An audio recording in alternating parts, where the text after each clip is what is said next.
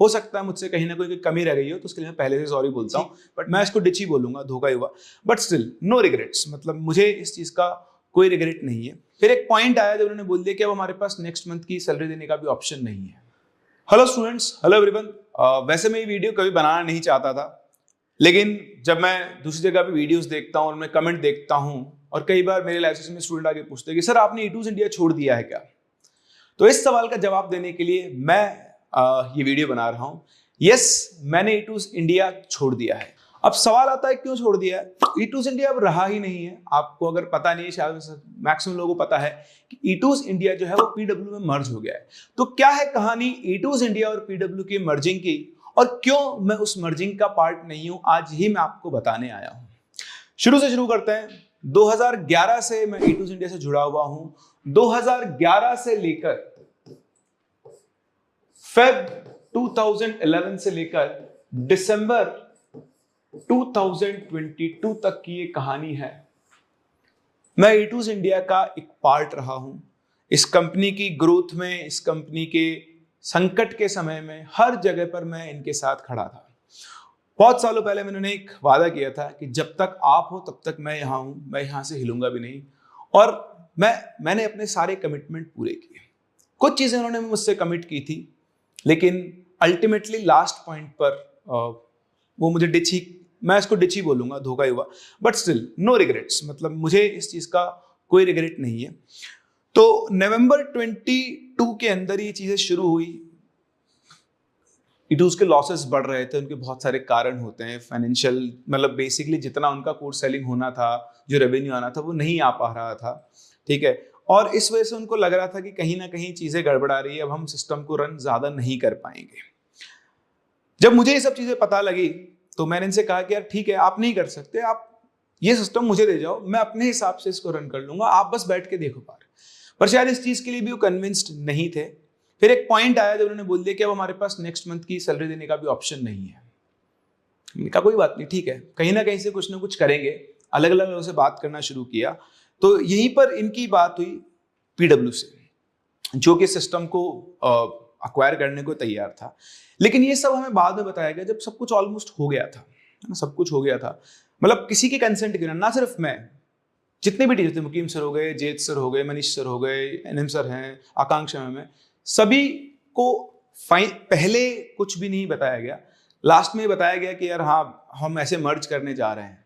तो मैं लगा चलो ठीक है, कोई नहीं, हम समझ सकते हैं कि एक पॉइंट बहुत सिंपल सा था कि भाई E2 जितने भी एम्प्लॉय हैं वो सब एज इट इज वहां पर पहुंच जाएंगे, जो कि एक्चुअली बाद में नहीं हुआ, ठीक है।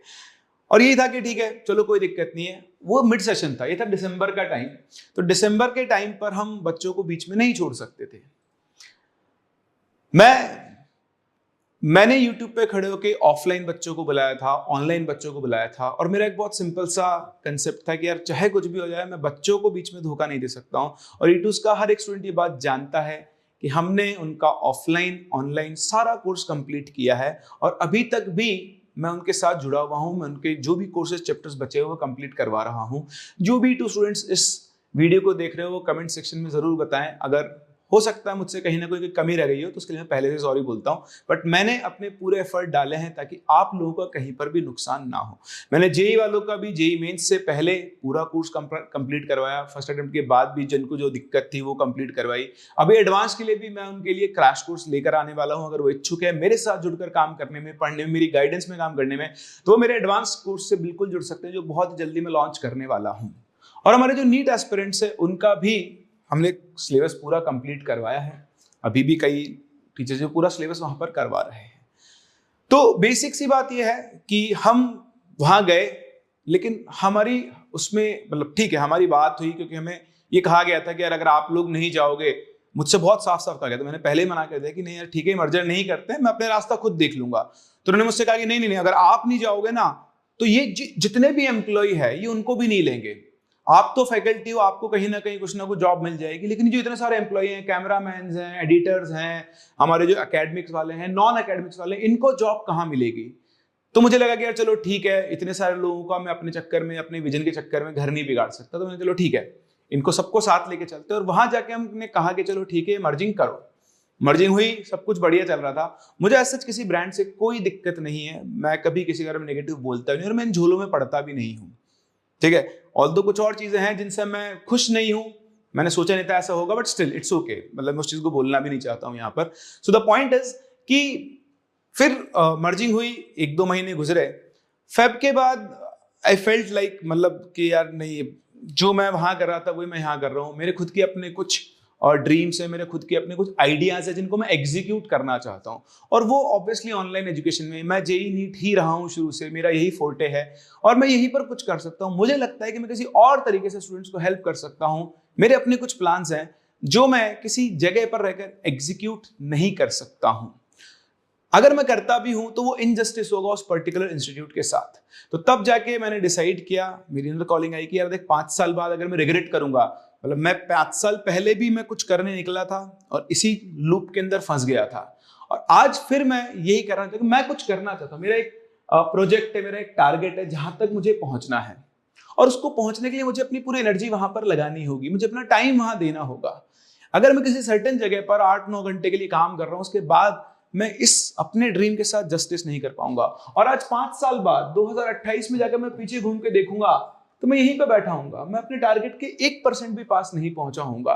तो मैंने डिसाइड किया कि नहीं यार, अब लाइफ में अपना ड्रीम, अपना टारगेट ज्यादा इंपॉर्टेंट है, सो लेट्स मूव ऑन। और तब मैंने डिसाइड किया कि जो मर्जिंग हो गई, इट्स ओके, दोनों ब्रांड्स मर्ज हो गए, सब कुछ सेटल हो गया है, मैंने किसी भी चीज को डिस्टर्ब नहीं किया है, अब मैं आराम से यहां से बाहर निकल सकता हूं। तो मैंने बहुत तमीज से बात करके वहां से बाहर निकल गया। मुझे बाहर निकले हुए भी करीबन 1 महीने के ऊपर हो चुका है और मैंने कोई कंट्रोवर्सी, कोई वीडियो क्रिएट नहीं किया।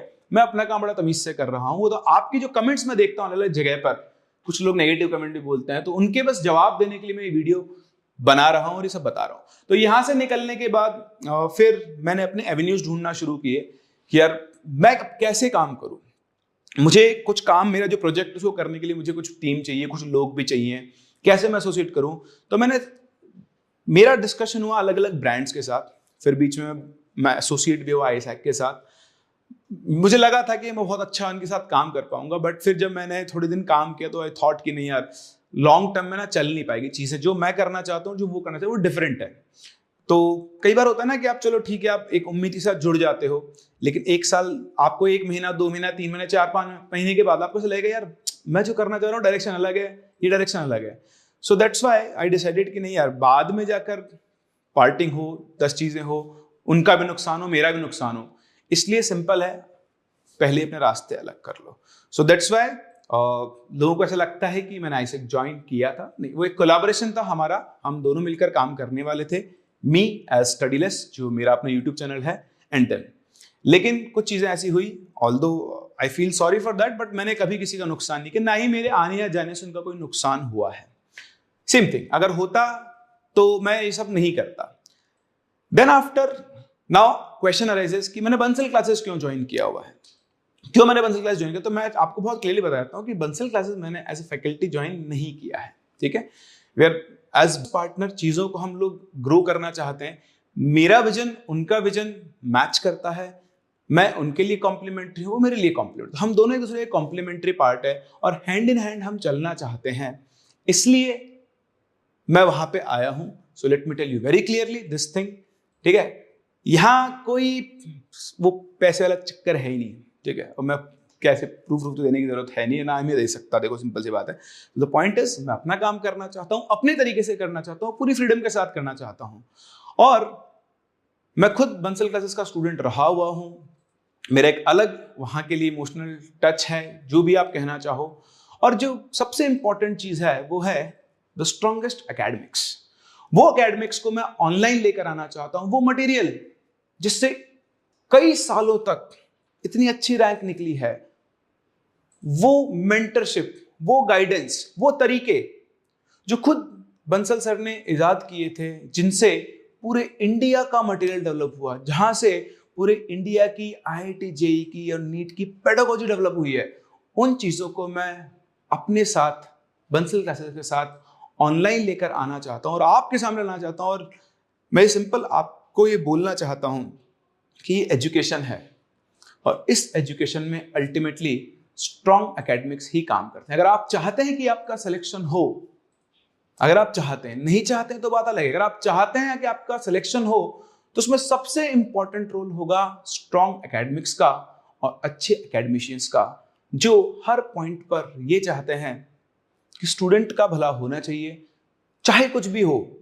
जब आप किसी एक टीचर का लेक्चर देख रहे हैं या उससे पढ़ रहे हैं, उसकी गाइडेंस में काम कर रहे हैं, तो आपके लाइफ में वैल्यू एडिशन होना चाहिए। यही मेरा पर्पस है, यही मेरा ड्रीम है और इसी को मैं एग्जीक्यूट करने निकल पड़ा हूं। हाँ, मुझे आप सबके सपोर्ट की जरूरत पड़ेगी, तो अपना सपोर्ट मेरे साथ रखें। और चीजें मैं आपके सामने लाता रहूंगा, लेकिन आज की वीडियो में बस मुझे आपसे यही कहना था। Thank you for listening.